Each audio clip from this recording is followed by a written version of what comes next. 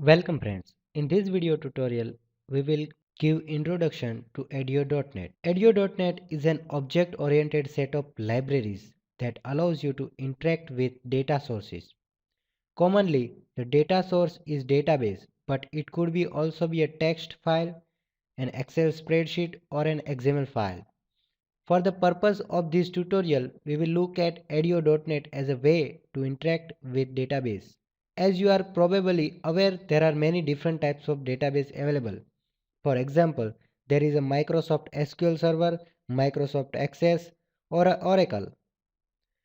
So let's see various data providers to access these databases. Edio.net data providers are class libraries that allows a common way to interact with specific data sources or protocols.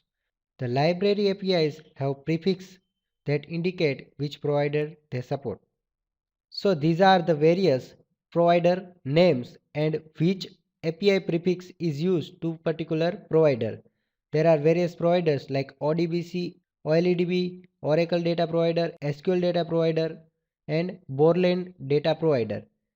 And these are the various prefix used to access the APIs for this provider.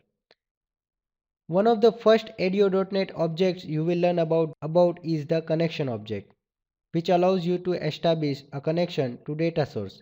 If we were using the OLEDB data provider to connect to a data source that exposes an OLEDB interface, we would use a connection object named OLEDB connection.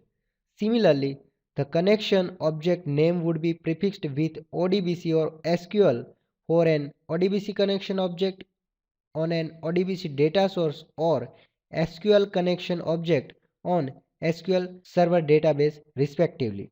So this is all about introduction to Edio.net, which are the providers and which prefix is used to access that provider. In our example, we will use SQL connection because we are using SQL Server. So this is introduction to Edio.net. Thank you.